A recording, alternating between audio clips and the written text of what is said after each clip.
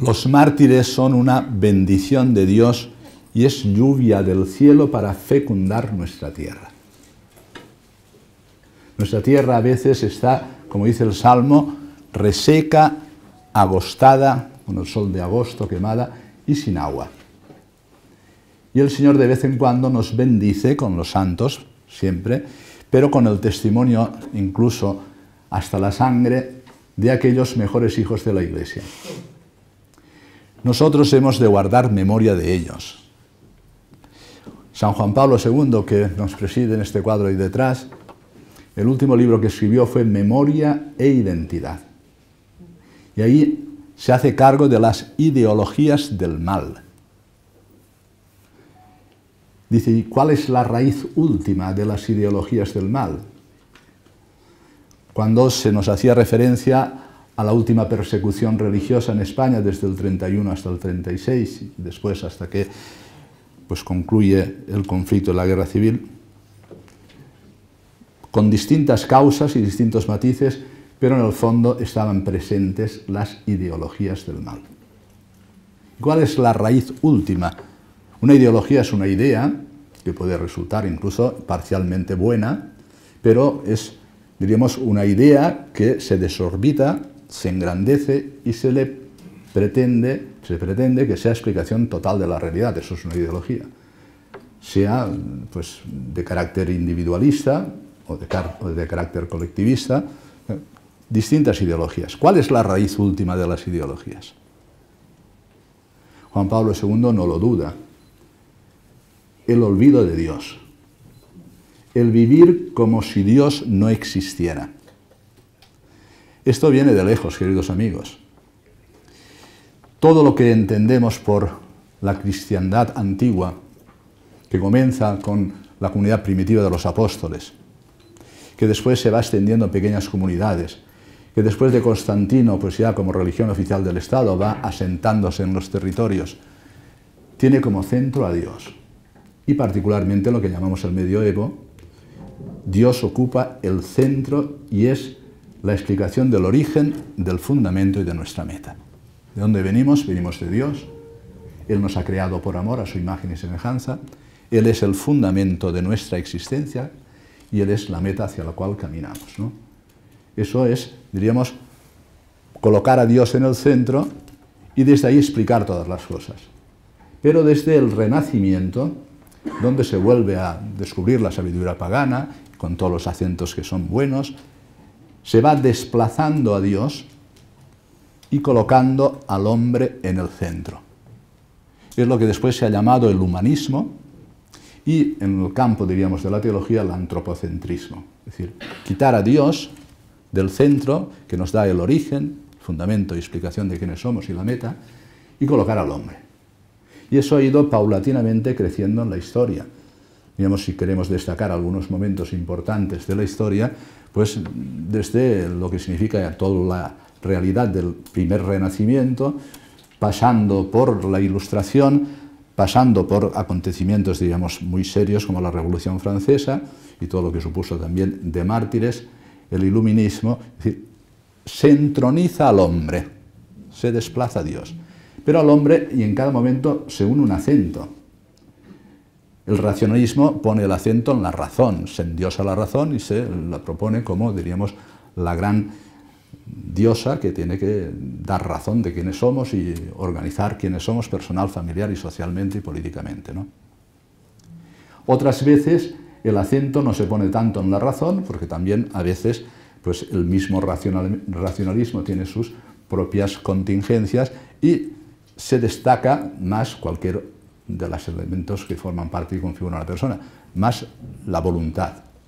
Desde, diríamos, lo que es la voluntad de poder, con Nietzsche se pone más el acento en la voluntad y la voluntad de poder y el superhombre. Son ideologías. Recientemente, diríamos, dentro de la visión de lo que es el hombre, se ha acentuado más la parte emotiva, lo que llamamos el emotivismo, ¿no? Esto lo estudió mucho el Instituto Juan Pablo II, es decir, el hombre, la mujer que se dejan llevar por las emociones, que son fácilmente manipulables, pero diríamos que forman otra manera de entrar dentro de una ideología, bien sea desde el racionalismo, que después tiene sistemas que digo que tienen de carácter individualista liberal, o bien colectivista marxista, o bien, diríamos, lo que ha venido a llamarse en la posmodernidad el acento más de lo emotivo y después la ausencia de las grandes explicaciones, pero donde se han colado también otras dimensiones, el cientifismo, etcétera, etcétera, la tecnología. En definitiva, se trata de que Dios sea desplazado, coloquemos al hombre en el centro. ¿Y ahora dónde estamos? Porque claro, a mí, cuando me llega, yo no sabía exactamente qué era la invitación. Cuando me dijeron, le han pedido una conferencia, yo pensaba aquí que venía a hablar sobre la familia, que es lo normal que me suelen pedir. Pero dice, no, tiene que hablar sobre los mártires. Bueno, pues vamos a ver qué pasa. Pero he visto un poquito que enraizado lo que pretende, y es hacer presente la dimensión, diríamos, pública, social, también en el ámbito de la política, de lo que significa el hecho cristiano en el seno de la Iglesia Católica. Por eso me interesa ahora al principio decir, ¿y ahora dónde estamos? Porque en ese libro que he citado al principio, Memoria e Identidad, el Papa hace revisión desde su propia infancia y todo lo que ha supuesto. Dice, yo he vivido bajo los totalitarismos. El totalitarismo nacionalsocialista, el comunismo, es decir, y acaba diciendo, pero ahora estamos dentro de una ideología del mal, dice él, celada y más insidiosa. O sea, como oculta y más insidiosa. Más insidiosa se refiere él a lo que desde siempre, pues las ideologías, bien acabando en los totalitarismos o no, vienen a hacer lo que el profeta dice, hay de aquellos que llaman al mal bien. Y ahora estamos precisamente en un momento de confusión tan grande que es difícil abrirnos camino en esta selva de lo que es nuestra cultura en estos momentos, donde las personas sienten una impotencia para distinguir entre el bien y el mal. Benedicto XVI en su momento, cuando hacía referencia a Caritas in Veritate, dijo que hoy la cuestión social, más allá de lo que ha sido en otros momentos, la cuestión social es, diríamos, aquello más importante que ocurre en una sociedad en un momento determinado de la historia. Pues cuando León XIII escribe la Rerum Novarum, pues es la primera reacción ante el primer movimiento industrial, y entonces el tema del proletariado es la primera encíclica, diríamos, de carácter social de León XIII. Hoy la cuestión social, cuando escribía Benedicto XVI Caritas in Veritate, ¿cuál es? Y dice, hoy es la cuestión social la crisis de la antropología. O sea, no solo hemos desplazado a Dios, hemos puesto al hombre, hemos exaltado la razón, hemos exaltado la voluntad, la libertad, los sentimientos. Es decir, hoy hay una crisis muy seria de lo que es la propia identidad, memoria e identidad, de lo que es la persona humana. Y esa crisis es seria, porque ya no solo está promoviendo una desvinculación de todo lo que es permanente en las personas, pues yo no sé, lo que significa la crisis de Dios y la crisis de la verdad, el desengancharse de la libertad de la verdad, que ha promovido pues, la desvinculación de la persona con su propio cuerpo, de la persona con la familia, de la persona con la tradición, de la persona con Dios, con la religión, de la persona con la patria. Es decir, todo eso son lo que llamamos aspectos de la cultura de la desvinculación o de la separación. Separación espíritu-cuerpo, separación incluso de lo que es, diríamos, más importante, que es el primer seno donde somos acogidos, que es el matrimonio y la familia. Todo eso está ahora mismo en una situación de oscuridad, diríamos, de penumbra, en que el hombre no sabe responderse quién soy. ¿Qué necesitamos en estos momentos? Es decir, claro, la respuesta que da Benedicto XVI, al final de la Caritas in Veritate, dice, un humanismo sin Dios es un humanismo inhumano, y por tanto la vuelta a Dios, y por tanto la vuelta a la evangelización. ¿Pero qué nos está pasando en España? Pues todo esto lo sabemos, lo hemos escuchado muchísimas veces. Sabemos que vivimos en una sociedad desvinculada en todos los campos, que vivimos en una situación en que el hombre no se sabe entender a sí mismo, que está atrapado por tantas y tantas ideologías y adicciones, y que cada vez pues, se sostiene menos. Y se ha promovido un reductivismo antropológico, más allá del dualismo cuerpo-espíritu, que llamamos el individualismo. Y la persona se considera a sí mismo un individuo. Eso no hace justicia a la realidad. La persona nunca es un individuo solo. La persona es algo que ha recibido, es un don, la vida se nos ha dado, y siempre es un don que se explicita en la vinculación en una relación. La relación fundante, es decir, Dios que nos ha dado la vida, nuestros padres, nuestros hermanos si los tenemos, la tradición, es decir, donde vivimos. O sea, diríamos que es un reductivismo antropológico pensar a la persona como simple individuo. Pero esto es lo hegemónico en estos momentos de la cultura. Claro, un individuo es fácilmente manipulable y es fácilmente destruido. Entonces, pues, claro, yo cuando digo esto, algunas personas que me escuchan más veces, porque digo aquí algunas claras, conocidas, me sabe mal al repetirlo, pero es que el individualismo en España al final significa que hay 6 millones de hogares en España donde vive una persona sola. O sea, para darle contenido a la expresión, ¿no? Y eso va a más. Hoy la noticia que habéis conocido es que este año 2022 es el año de toda la historia en que hay datos donde menos españoles han nacido, de toda la historia. Y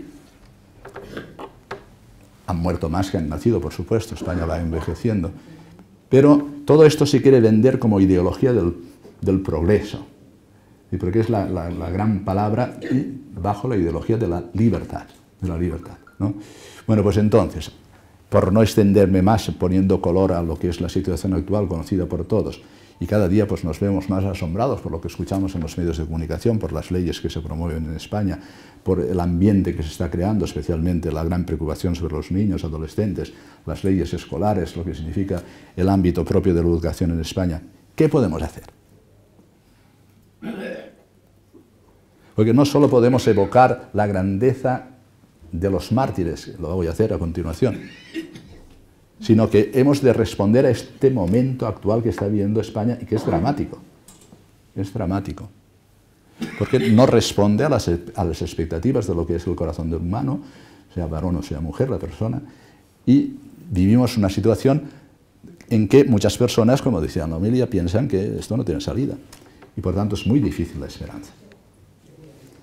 Bueno, ante esa situación, San Juan Pablo II, Benedicto XVI, no solo en Caritas in Veritate, sino en todo lo que ha escrito, nos invitan a poner de nuevo a Dios en el centro. No le deis vueltas. Pero claro, ¿eso cómo se hace? ¿Qué significa esto? ¿Qué respuesta hay? Porque los mártires del 31 al 36 no son improvisados.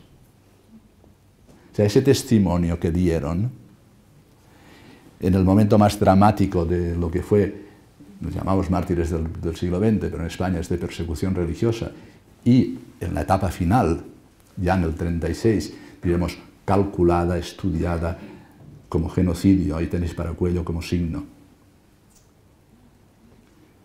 Los mártires de Paracuellos, los mártires de toda la Comunidad Autónoma de Madrid, los mártires en España, no se improvisan. Y es hermosísimo que, según los datos que tenemos, ninguno de ellos apostató.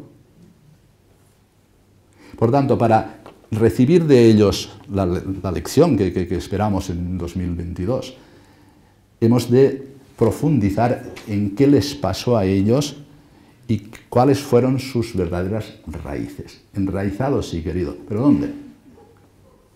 Yo os lo digo rápidamente. Enraizados en la cruz de Cristo. Él es el árbol de la vida. Y cuando uno está enraizado en la cruz de Cristo, está en aquel que es victorioso sobre el pecado y sobre la muerte, y por tanto en aquel que, amándonos hasta el extremo, nos da la capacidad de la victoria. Y esos son los mártires. Es impresionante. Es decir, yo he tenido la gracia de, cuando estaba en Segorbe, el obispo de Segorbe Castellón se llama la diócesis, vino de Canarias y fue a Segorbe en el mes de julio, y al mes de estar allí, no lo conocía nadie, ya lo fusilaron. Bueno, aquello a mí me conmovió tanto que promoví la causa inmediatamente de los mártires de la diócesis de Segorbe. Lo mismo en Murcia, en la diócesis de Cartagena en España, y lo mismo aquí en Madrid cuando llega Alcalá de Henares. Porque esta situación es de vida o muerte, hacedme caso. No es más o menos. Es verdad que tenemos más medios de la ciencia y la tecnología nos han dado más medios para poder vivir y para poder tener mejores casas y para tener mejores medios y la medicina pues avanza, etcétera, etcétera, ¿no? Pero la calidad moral de lo que se vive hoy en España es de decadencia. Lo que observa uno en los muchachos atrapados a los móviles, en los adolescentes, en los jóvenes, en esa decadencia de no descubrir la vocación al amor y no desear casarse, en lo que significa la realidad, que en España es de contraste, porque hay familias numerosas, muy numerosas, y familias que no tienen hijos. Pero diríamos la decadencia de lo que significa colaborar con Dios en la voluntad procreativa y llevar adelante hijos, para que no se pierda la tradición y la civilización cristiana. Querido, hay que estar enraizados en la cruz de Cristo. ¿Y eso qué significa? Pues lo que significó para estos mártires. ¡Viva Cristo Rey! ¿Y eso qué significa? Que uno le ha dado la soberanía de su libertad a Cristo. Y eso es estar enraizado. O sea, no era una fórmula. No es que lo habían aprendido y decían, bueno, cuando vayas a morir, di viva Cristo Rey. O os perdonamos, porque así morían. O viva España. Eso no se improvisa. Más, los de la cárcel modelo, los de las cárceles de Madrid, cuando los sacan, pues se llama así, la sacan, y los llevan engañados para que dicen van a Valencia porque allí se ha trasladado el gobierno, y llegan pues a Torrejón de Ardoz, a San Fernando de Henares, o al mismo Paracuellos. Inmediatamente de 10 en 10 los hacen bajar de los autobuses y los camiones, atados de 2 en 2, los fusilan y los ponen en las fosas. Y en ese momento dramático dicen eso, viva Cristo Rey. Algunos con el rosario en la mano. Os perdonamos. Vamos, la palabra perdón aparece continuamente en todos los mártires. Viva España. Hay que volver a Cristo y enraizarnos en su cruz, que significa la distancia que toma la libertad respecto a las cosas de este mundo para que no le atrapen. Cuando uno vive en la verdad, no la verdad simplemente intelectual de quien descubre pues, la explicación de lo que es la madera, lo que es una mesa, lo que es el agua, lo que es una botella, todo eso es importante, el conocimiento humano, pero la verdad que responde a quién soy. Cuando uno se abraza o se deja abrazar por la verdad, dice, conoceréis la verdad y la verdad os hará libres. Ese es el enraizamiento en Cristo. La verdad os hará libres, porque la verdad os da una distancia respecto a los estímulos internos o externos. Internos son pues, las propias pasiones, las ambiciones, las codicias, las cosas, y los externos son pues, todo lo que puede venirnos como tentación, a veces como persecución, o a veces incluso hasta el extremo de la muerte. Uno no tiene la libertad de decir, me voy a dejar guiar por la verdad, voy a ser abrazado por ella, y sé que ese es mi futuro. Pero hoy, hegemónicamente, nuestra cultura es la cultura de la crisis de la verdad. Y por tanto, el catolicismo español, si quiere entrar en lo que significa la regeneración de la civilización cristiana y la regeneración de nuestro pueblo, tiene que ese binomio verdad-libertad tenerlo muy claro. No hay libertad sin verdad. Filosóficamente, la verdad, ¿qué hace? Pues eso que yo digo, ¿no? Te distancia de los estímulos. Es decir, a veces uno te hace daño y te sale la ira, pero conociendo que es una persona y que tienes que respetarla, contienes la ira, porque sabes que es una persona a la que tienes que amar y eres libre. Si dejas llevar por la ira, no eres libre, eres esclavo de la ira. Pero eso que ocurre, pensando filosóficamente que es la libertad, que es una distancia respecto a los estímulos para poder conocer el bien y ejercerlo en concreto, cuando nos referimos a la verdad cristiana, es dejarse abrazar por el inmenso amor de Dios, que dándotelo todo te da una libertad que es infinita. No te la puede robar nadie. Y esos son los mártires. Y los mártires son el mejor tesoro que tiene ahora mismo España, y no hace muchos años, ¿eh? Todo lo que ocurrió desde el 31 hasta el 36, no hace muchos años, es reciente en nuestra historia. Pero nosotros que hemos perdido como generación el amor a nuestra tierra, también hemos puesto muchas complicaciones para entender ese tesoro. tal manera que siempre se mira con sospecha, se mira con, diríamos, con cierto desprecio, diciendo, es como si estos quisieran reivindicar. No queremos reivindicar nada. Lo que no queremos es que se nos robe el patrimonio espiritual, el más grande. Uno puede perder su negocio, puede perder su casa, puede perder la salud. Ah, pero si te roban el alma, querido amigo, sí que lo has perdido todo. Si te roban el alma, ¿quién eres? Por tanto, el patrimonio espiritual es el bien más alto. Y uno, por el patrimonio espiritual, puede estar dispuesto a perder sus bienes, a perder su salud, a perder incluso su vida. Esos son los mártires. Pero insisto, no fueron improvisados, supieron responder. Hay que ver lo que dentro de las cárceles sucedía entre ellos, lo que escribían. Hay que ver el testimonio entre ellos acompañándose unos a otros. Yo procedo de la diócesis de Alcalá de Henares, que tiene como patronos a los santos niños Justo y Pastor, de 7 y 9 años. Pues hay que ver lo que cuenta San Isidoro cuando se animan el uno al otro. No temas, Justo, no temas, Pastor. Vamos a Graciano, vamos a presentar. No los cogieron, se presentaron ellos, ¿lo sabíais? Estaban en la escuela y cuando llegó el emisor del decreto de, en este caso del emperador, que decía que se prohibía el culto cristiano y la vida cristiana, los niños de 7 y 9 años se escaparon de la escuela y se fueron a presentarse delante de Graciano para decir, nosotros somos cristianos. ¿Y por qué? Porque nos lo han enseñado así nuestros padres. Para regenerar España necesitamos la regeneración espiritual de enraizarse personalmente en la vida cristiana de la gracia en Cristo, y eso es la Eucaristía. Y necesitamos revitalizar la familia cristiana. Sin familias cristianas, las sociedades decaen. Decaen en lo que es la vida moral y lo que es salvar lo propio y específico de la persona humana. Si somos imagen de Dios, pues lo más importante en nosotros es asemejarnos a Él. Somos imagen y semejanza de Dios. ¿El hombre quién es? Pues Jesucristo. Asemejarnos a Jesucristo es todo el proyecto de la iniciación cristiana para que uno sea regenerado en las aguas bautismales, en la confirmación, la Eucaristía, en el ámbito de la comunidad.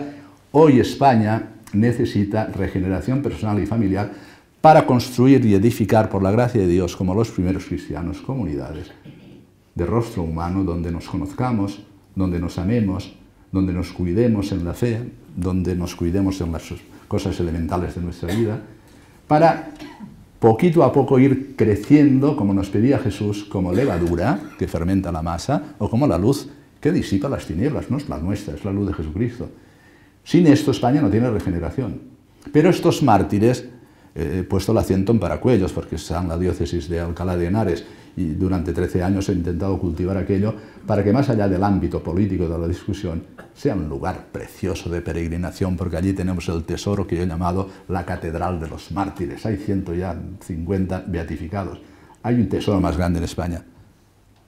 Ellos venían de familias católicas. Eran niños, eran mujeres, eran hombres, eran religiosos, eran sacerdotes. Y todos vivían enraizados en Cristo, pero con la transmisión de la fe en la familia. Entonces había familias que eran, diríamos, generosas en el don de la vida y eran más amplias que las que ahora conocemos, que son familias nucleares y a veces sin hijos, ¿no? No me refiero a los que no pueden tener hijos, esos son fecundos espiritualmente con la fecundidad que Dios les da. Me preocupa que no solo recordemos a los mártires como algo que aconteció, sino que todos los que estamos aquí renazcamos a una vocación martirial. Se lo debemos a Dios, que se ha manifestado en Jesucristo en la cruz. Se lo debemos a Santa María la Virgen, patrona de los mártires, y se lo debemos a España. Y si no, ¿qué hacemos? Porque en estos momentos diríamos, de decadencia moral, de vivir, diríamos, una libertad que destruye al hombre,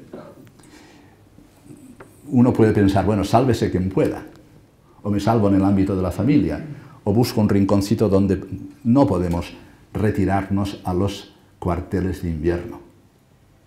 Lo católico significa la universalidad, el todo, vida personal, vida familiar, vida social y vida política. Todo, integrado. Y por tanto, hoy está reclamando este momento la presencia, como quieren ellos, de la Iglesia Católica en la vida pública, decimos, en el ámbito público. Pero es que eso es lo propio de lo católico. Hobbes y Rousseau pensaban que la sociedad se ha organizado por lo que ellos llaman, especialmente Rousseau, el contrato social, ¿no? ¿Qué hemos hecho? Pues hemos renunciado a una parte de nuestra libertad, se la hemos dado al Leviatán, al Estado, para que él nos organice la vida, ponga seguridad, etc., ¿no? Ese es el origen de la sociedad.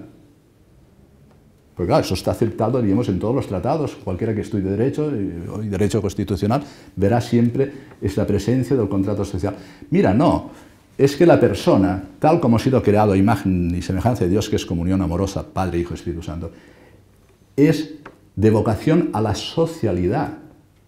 La persona no se entiende como individuo separado de los otros, porque ha recibido la vida y la ha recibido con relaciones fundantes, padre y madre, con relaciones que son de generación propia en la familia, los hermanos, y abierto a nosotros, que es la sociedad. Y que son bienes, incluso, me atrevería a llamar, Juan Pablo II llamaba a la familia como una realidad cuasi soberana, ¿no? Son realidades prepolíticas. La persona humana, el matrimonio, la familia, esto no define el Estado lo que tiene que ser. Va con la realidad de lo que somos. Y el origen de la sociedad está en la socialidad, que es la vocación de toda persona que está llamada al amor, porque es imagen del amor. Pero se abre a la sociedad desde los bienes propios de su propia persona, la libertad que tiene que hacer. Esto que se llama ahora en nuestras leyes, especialmente las autonómicas, la autonomía radical del individuo, es falso. Falso total. Nuestra libertad está anclada en nuestro ser y, por tanto, tiene como contenido nuestro propio ser. Eso se ha llamado tradicionalmente la naturaleza de la persona. Y eso se ha llamado en el ámbito de la moral la ley natural.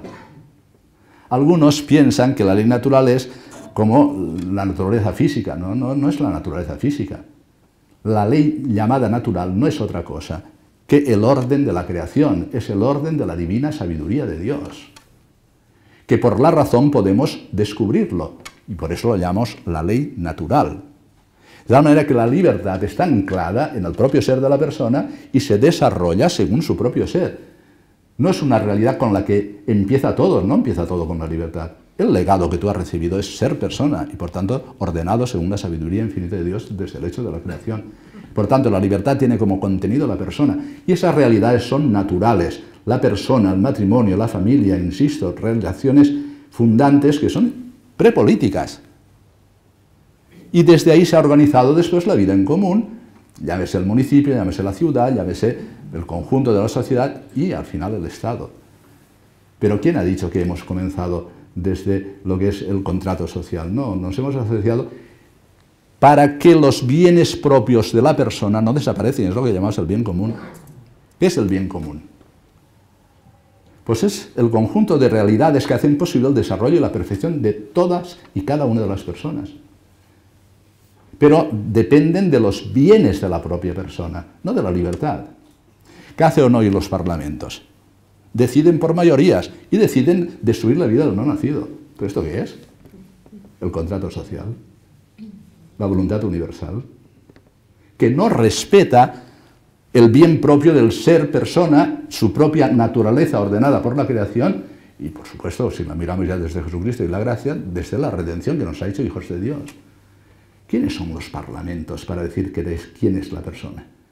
¿Quién debe de vivir y quién no debe vivir? ¿Quiénes son los parlamentos para definir lo que es el matrimonio? ¿Me lo podéis decir? Pero esto es lo que habitualmente estamos escuchando todos los días. Establecido por mayorías frente a minorías. Pero esto es haber quitado a Dios del centro, haber entronizado a la persona humana, a veces exaltando la razón, a veces exaltando la libertad, en este caso la libertad desvinculada, a veces los sentimientos, y al final, como sistema social, las mayorías.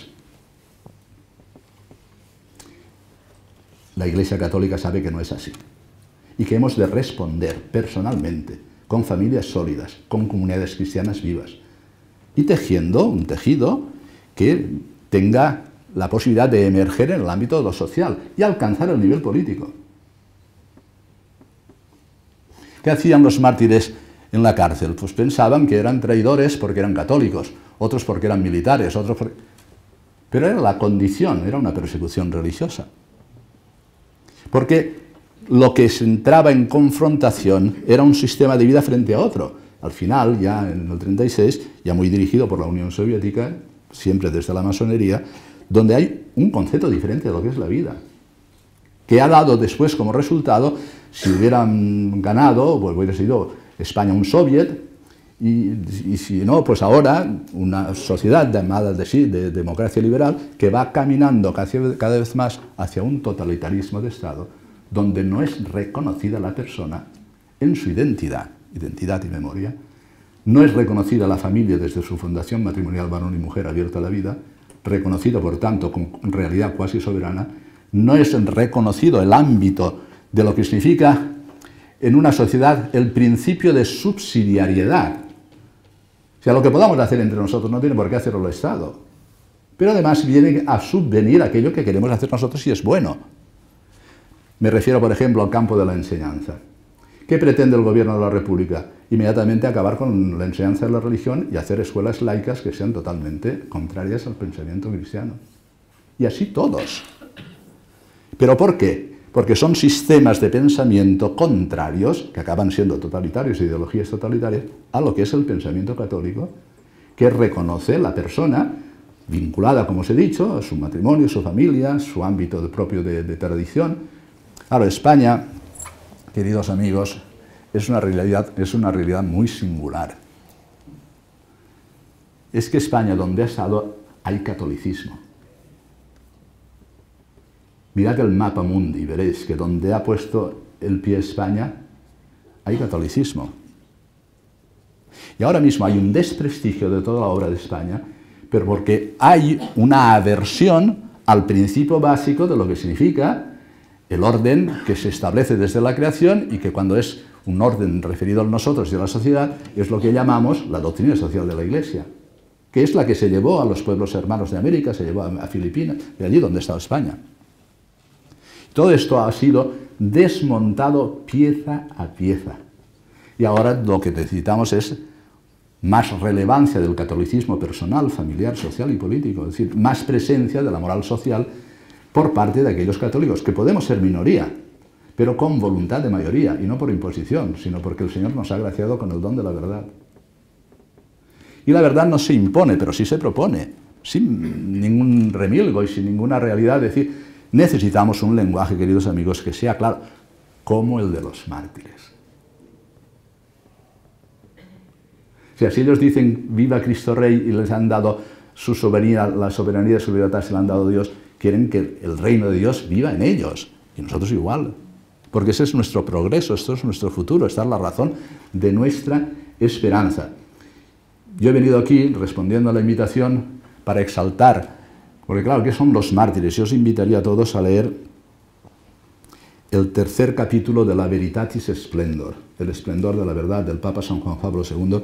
Dice Benedicto XVI, en un momento en que presenta la carta Veritatis Splendor, dice que el capítulo tercero, que tiene como título No desvirtuar la cruz de Cristo, dice Benedicto XVI, lo podéis leer, que es el texto magisterial más importante en los últimos 100 años.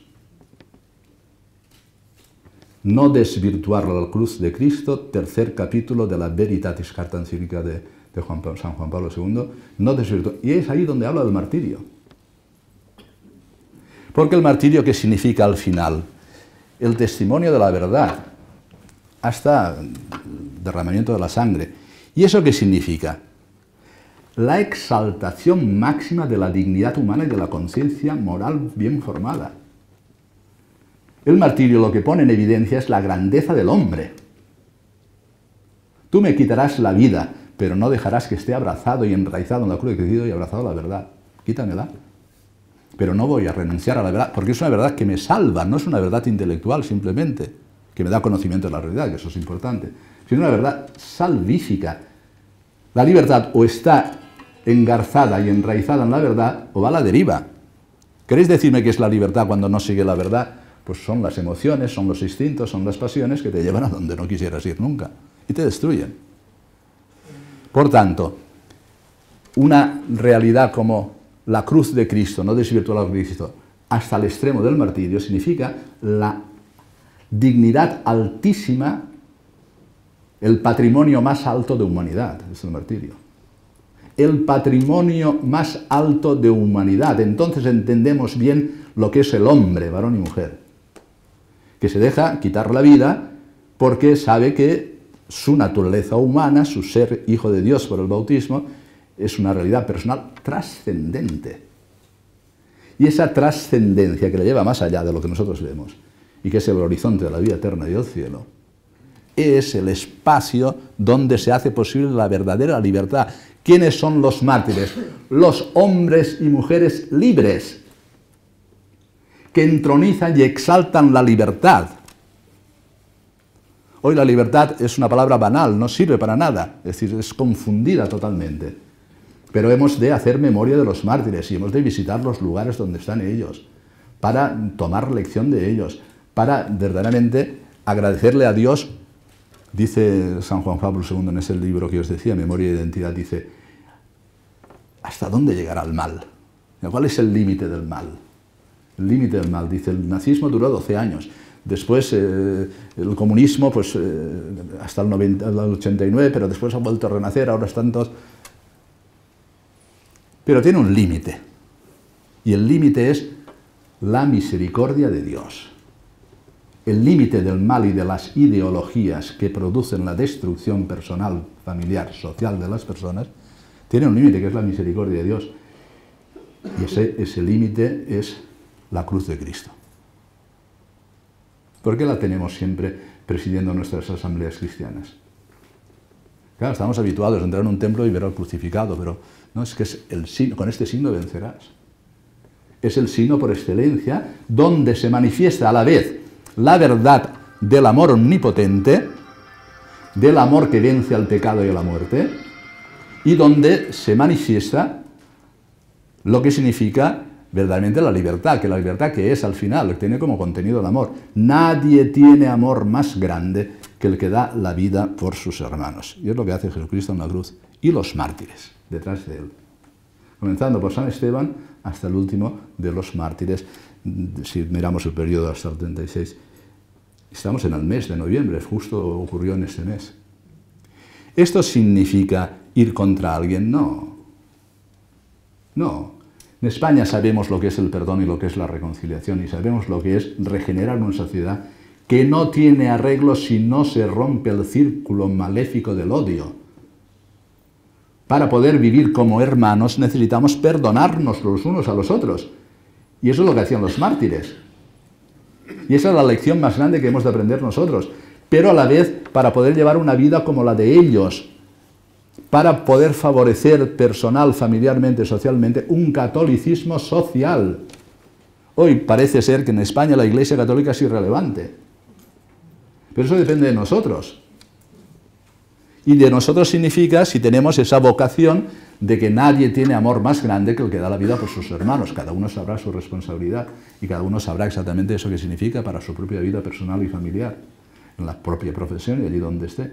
Pero nosotros queremos dar testimonio del amor más grande que nos ha abrazado en la cruz de Jesucristo, ha vencido la muerte, ha resucitado y nos ha abierto un horizonte de vida eterna.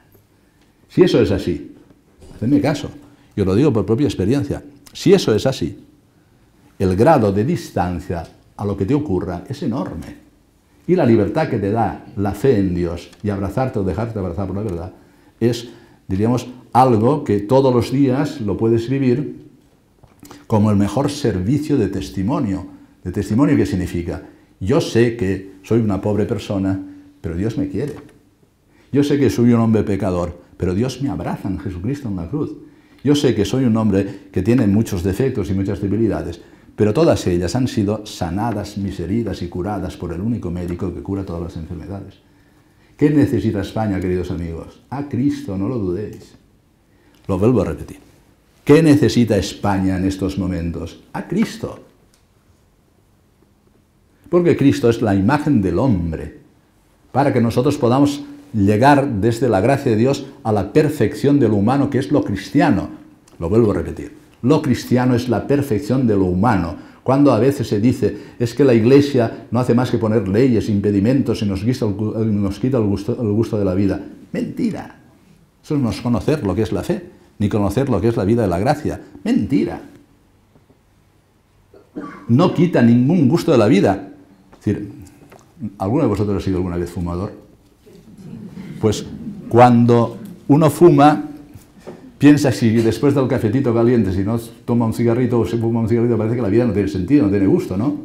Pero es mentira. Porque cuando ya te has dejado de fumar, te das cuenta lo tonto que eras atrapado al cigarrillo.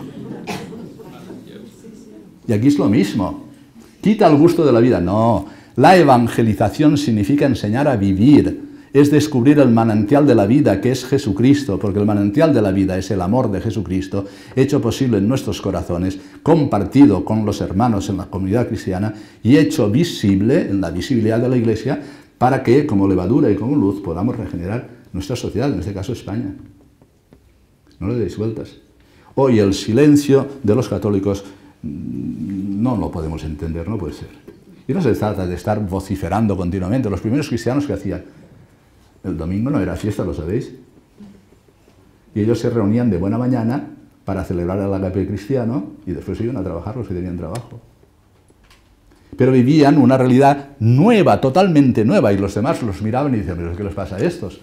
Eso tiene que pasar en nosotros para ser contagiosos. Catolicismo se transmite por contagio. Que vean en nosotros un semblante alegre, contento, en paz, a pesar de las dificultades, a pesar de las enfermedades, a pesar de tantas cosas que nos suceden todos los días.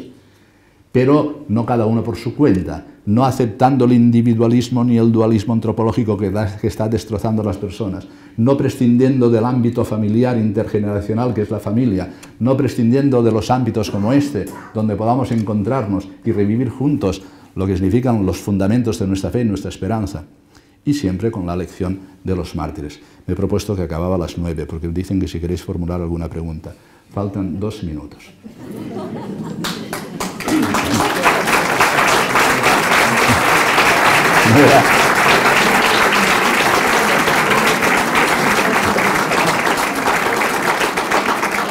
No era para reclamar una pausa, sino era para deciros que sin el martirio del testimonio de la verdad hasta la sangre, el hombre desaparece.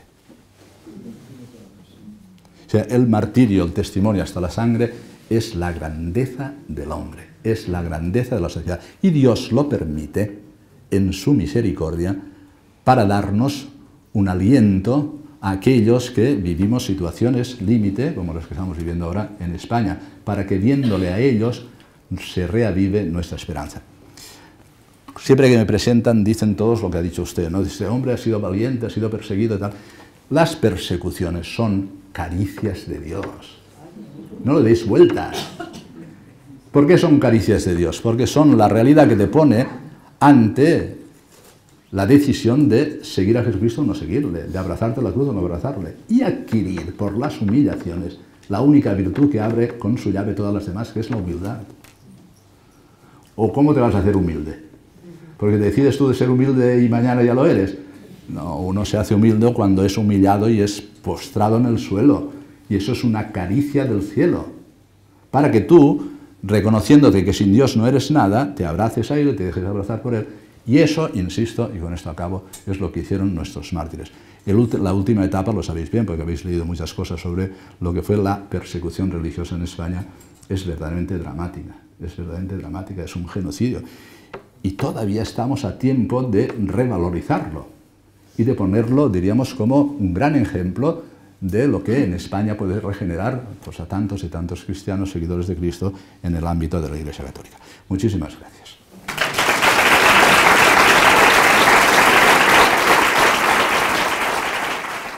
Bueno, tienes una ocasión espléndida. El próximo domingo es Cristo Rey.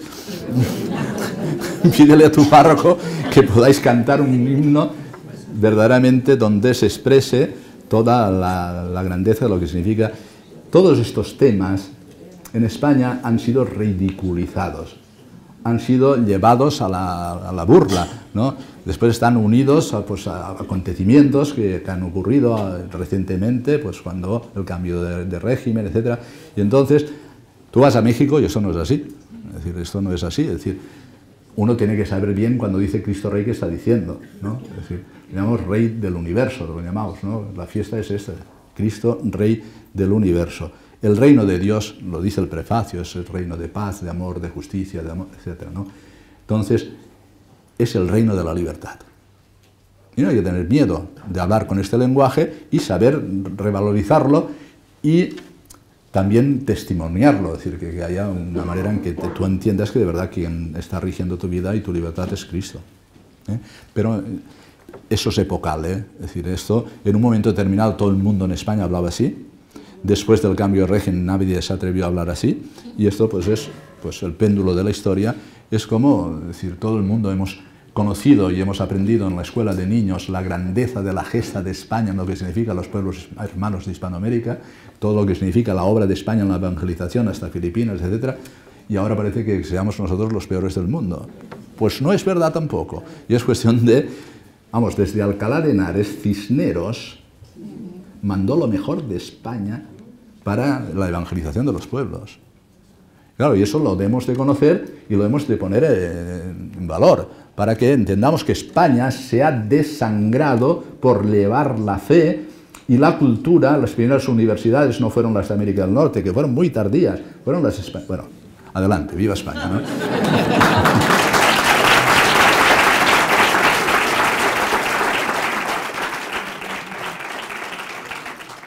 O sea, la casa son muy elementales los consejos. Es decir, primero, uno cuando adquiere un piso y se hipoteca o una casa, como sea, lo primero que tiene que pensar es que la casa tiene que representar el cielo. Los cristianos no vivimos en una sociedad secular. Tienes que adornar tu casa con imágenes de Cristo, de la Santísima Virgen, de los santos, de los ángeles. Por tanto, crear un hábitat donde se muestre lo que son las creencias propias y después tener un orden de vida en la familia para que sepamos cómo empezamos el día, cómo lo acabamos, cómo damos gracias a Dios a la hora de comer, a la hora de cenar, etcétera, etcétera. Tener un orden, diríamos, a la familia le hemos llamado siempre santuario de la vida, porque allí lo que ocurre, si Dios os concede desde el amor esponsal matrimonial los hijos, es un santuario y hay que custodiar ese espacio, ¿no? Y después con un cierto orden, diríamos, en que se sepa exactamente cuándo comemos juntos, a pesar de las dificultades. Claro, todo hoy está pensado antifamiliarmente. Los horarios laborales del hombre, de la mujer que se incorpora al trabajo, el tipo de viviendas, etc. Peor lo tenían los primeros cristianos. Pero vamos a decir que hay que establecer un orden. Y después, en el ámbito educativo, hay que ir con muchísimo cuidado. De tal manera que lo que de sí hace posible esta sociedad en la que vivimos, pues no hay que perderlo. Es decir, si uno puede estar presente en una asociación de padres o de madres, tiene que estar. Y tiene que estar vigilando lo que a sus hijos se les enseña, porque hoy es verdad que vivimos en un momento en que el estatalismo ha llegado a tal extremo que ya pues, parece que los hijos sean del Estado, según dijo una ministra, y los padres, pues no es verdad. No es verdad. Quien tiene derecho inalienable y deber de educar a sus hijos son aquellos que le han dado la vida, y son los padres, cooperando con Dios, que es el único creador. Ese es un derecho inalienable y es fundamental, no te lo pueden robar. Y hoy todo lo que está sucediendo es apartar a los padres de tal manera que los niños, y en lo que significa la educación del corazón, lo que se llama de educación sexual afectiva, hay que ir con muchísimo cuidado, porque puede ser un ámbito de la escuela que estén corrompiendo a nuestros niños y a nuestras niñas. Y por tanto, eso a veces lo puede hacer uno en la medida en que tiene posibilidades de actuar en la propia escuela o asociadamente. Y esa es la presencia social de los católicos en el ámbito educativo, en el ámbito de la empresa, en el ámbito del trabajo, en el ámbito de los medios de comunicación, etcétera, etcétera. Es decir, si hemos de ser levadura, lo hemos de ser. Y si hemos de ser luz, lo hemos de ser. Y para eso hemos de ponernos juntos y pensar. ¿Qué podemos hacer? Y siempre se nos ocurrirán cosas para ir poquito a poquito. La Iglesia Católica ha estado en todo. Había un equipo de fútbol y allí había un capellán. Y bueno, no quiero continuar. Todo, las calles de los pueblos, yo soy de un pueblo de 10.000 habitantes, ves mirando los títulos de las calles y verás todo de tradición católica. Ahora va desapareciendo todo ese mundo, va desapareciendo la civilización cristiana, pero es también por el silencio y la ausencia nuestra, ¿no? No es que tengamos todas las posibilidades, no las tenemos, pero hay que aprovechar las que tengamos, ¿no? Y después hay que saber decir no, que esto también forma parte de la vida, ¿no? El chantaje efectivo de los hijos a los padres, pues hay que ir con cuidado. Y hay que aprender a decir no cuando hay que decir que no, y un sí rotundo cuando hay que decir sí. Y esto es educar, eso es educar, ¿no? Y a veces educar es sufrir. Es sufrir. Y claro, hemos de aprender, porque esta sociedad tan melosa y tan afectiva que tenemos, es decir, no está dispuesta a sufrir por nada. Pues sí, también quien ama sufre.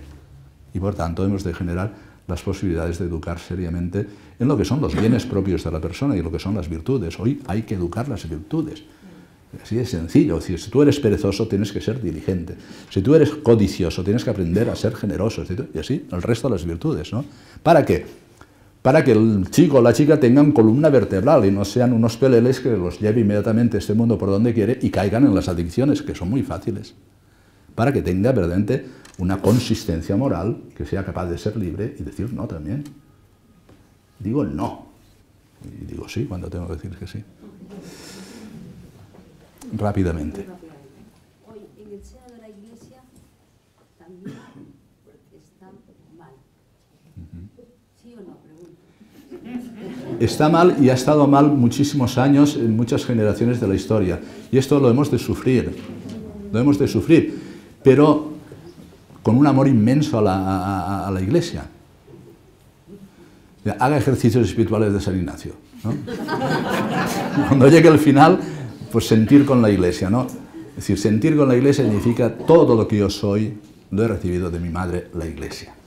Y por tanto, el amor y la gratitud a la Iglesia tiene que ser inmenso. Que en momentos como es este, hay relevancia de lo católico, incluso en los pastores, hay un desconcierto, incluso en lo que es la realidad fundamental de la Iglesia. Se lo admito. Razón de más, ¿no? ¿Sabe cuando yo era adolescente lo que pensaba? Leí un poema de un poeta alemán que decía, es difícil, y comenta él, razón de más para hacerlo. Es así.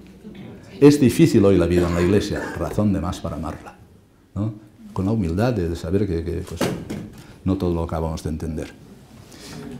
¿Alguna cosita más? Sí, por allá rápidamente, va.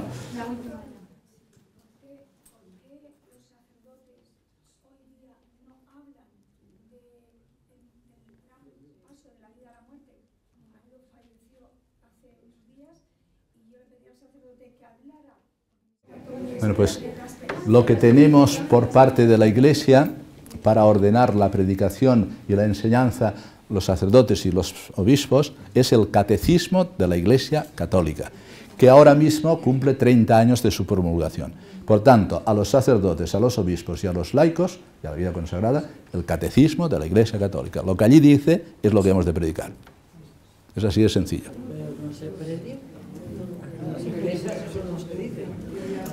Pero allí está don Manuel, que sabe más de estas cosas y que os lo explicará.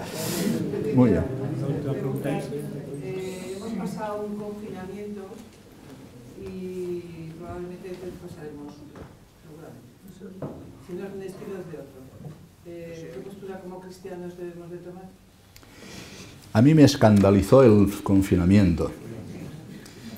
Mi secretario que está ahí sabe que cuando había peste o había pandemias en Alcalá de Henares, murieron varios sacerdotes porque asistían a los fieles y al final acababan apestados y murieron. Y es lo que yo me propuse cuando vino el confinamiento, ¿pero eso qué es? O sea, la Iglesia tiene que estar no escondida y sin dejar a los fieles poder adquirir los auxilios divinos, tiene que estar en primera línea y los templos todos abiertos. Y la posibilidad de recibir la Eucaristía, la comunión, la confesión a distancia, con todos los medios prudentes para lo que se nos decía entonces. La Iglesia tiene que estar siempre en primera línea. Y dar la vida, porque no la perdemos. Si es que la vida es para darla. Y cuando la das, la respuesta es que entonces no pierdes. ¿Me permiten hacer un ejemplo rápido? A ver. Es un poco de magia, pero en fin, para acabar así un poquito. A ver. A ver si puedo hacer yo esto. Bien, vamos a ver. Aquí tengo 1, 2, 3, 4 monedas, ¿no? Este es mi tesoro, lo puedo incluso esconder, hay que nadie me lo toque, ¿eh? Pero alguna vez quiero ser generoso y digo, bueno, voy a dar una moneda. Y había 4 y solo me quedan 3. En un momento voy a confesar, me piden que haga un acto de caridad y doy otra. Y entonces solo me quedan 2. Y en otro momento, pues veo una necesidad imperiosa, doy otra y solo me queda una. Y al final, pues no sé qué pasa, que hasta esa una se me va. Eso es la realidad material. Los bienes materiales son como estos, ¿no? 4 moneditas que tú, si vas perdiéndolas, pues al final te quedas sin nada, ¿no? Lo pierdes todo. Pero la realidad espiritual es al revés. La lógica del espíritu no funciona como la realidad material. Tú das y cada vez recibes más y eres más. Porque la lógica del espíritu es darse y perderse, y esa es la lógica del Evangelio. Quien se busque a sí mismo, quien se ame a sí mismo, se perderá. Quien se entregue y pierda su vida por la causa del Evangelio, la encontrará. Y es lo que necesitamos descubrir, la lógica del Evangelio. Solo lo podía enseñar Jesús. El único que sabe que yo voluntariamente doy la vida y la voy a ganar. Y siguiéndole a Él como una estela, vamos detrás nosotros. La lógica del Espíritu es la lógica del don, es la lógica para darnos. Y en la medida en que nos damos, en la pandemia, en el confinamiento, en lo que suceda, aunque perdamos la vida, la ganamos. Y vamos, así he entendido yo siempre la vida de la Iglesia. Y así, cuando leíamos la vida de los santos y la vida de cuando venían momentos de peste o momentos dramáticos en la vida de las personas, pues tantos perdieron la vida, tantos santos que conocemos, ¿no? Porque se acercaron a los leprosos, porque se acercaron a los que estaban con el cólera o los que estaban... Y la Iglesia los tiene como santos.